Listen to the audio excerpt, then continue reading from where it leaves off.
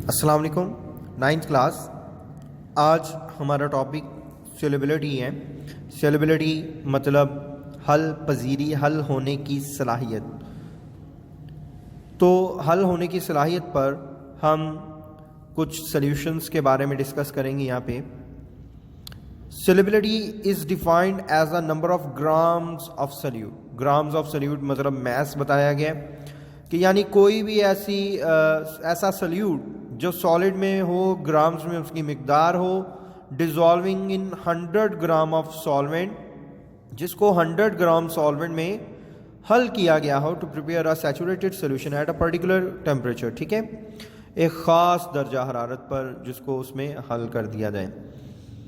तो सोल्यूट में भी सॉलिड हो सकता है, लिक्विड हो सकता है। ओके, तो इसकी बुनियाद पर हम सॉल्युबिलिटी को 3 हिस्सों में डिवाइड करते हैं। एक होगा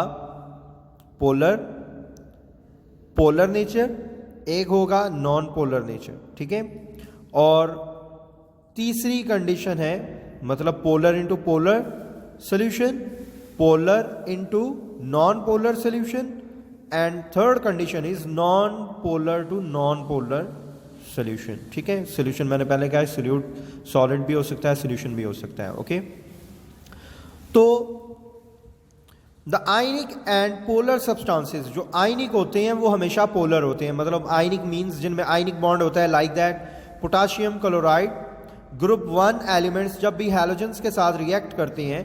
क्लोरीन एक हैलोजन एटम है, यहाँ पे देखें Cl क्लोरीन एक हैलोजन एटम है, और पोटाशियम जो है वो ग्रुप 1 एलिमेंट है। ग्रुप 1 एलिमेंट जब भी ग्रुप 17 से रिएक्ट करते हैं तो 100% उनके दरमियान बनने वाला बॉन्ड आयनिक होता है। इस तरह से यहाँ पे देखें कार्बोनेट, ये भी आयन पर मुश्तमिल है, इस वजह से सोडियम के साथ मिलकर ये भी आयनिक कंपाउंड है। कॉपर सल्फेट, क्योंकि सल्फेट एक रेडिकल है, आयनिक फॉर्म है, और कॉपर के मेटल के साथ मिलकर ये क्या बना रहा है, कॉपर सल्फेट, जो कि आयनिक क्रिस्टल है, सॉल्ट है। ये भी सॉल्ट है, ये भी सॉल्ट है, और ये भी सॉल्ट है। जब इन सॉल्ट्स को, आयनिक सॉल्ट्स को पोलर सब्सटेंसेस लाइक दैट पानी में हल किया जाएगा, are soluble in polar solvents, ionic solids and polar covalent compounds are soluble in water. ठीक है, तो वो पानी में हल हो जाएंगे। ओके, पोलर कोवलेंट बॉन्ड्स मतलब वो ऐसे, मतलब जिनके दरमियान में कोवलेंट बॉन्ड होता है। Mostly organic compounds covalently bonded होते हैं, इस वजह से वो हल नहीं होते पोलर सब्सटेंसेस में। लेकिन कुछ ऐसे होते हैं जो हल हो जाते हैं, वो पोलर कोवलेंट कंपाउंड्स कहलाते हैं। Are soluble in water, KCl, sodium carbonate, copper sulphate, sugar and alcohol are soluble in water. Non polar substances are not soluble in polar solvents. Non polar जैसे कि ऑयल है, oil non polar है और वो polar में हल नहीं होगा, यानी पानी में हल नहीं होगा, पानी के ऊपर फ्लोट करता रहेगा। तो इस वजह से non polar covalent compounds are not soluble in water such as ether, ether भी नहीं हल होगा। बेंजीन, ये भी ऑर्गेनिक है और नॉन पोलर होता है। पेट्रोल, पेट्रोल भी नॉन पोलर होता है, are insoluble in water.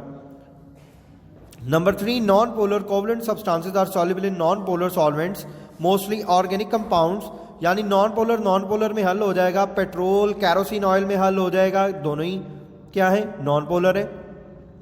Ether petrol में हल हो जाएगा। ग्रीस, ठीक है, ये भी नॉन पोलर है, तो ये भी कैरोसिन ऑयल में हल हो जाएगी।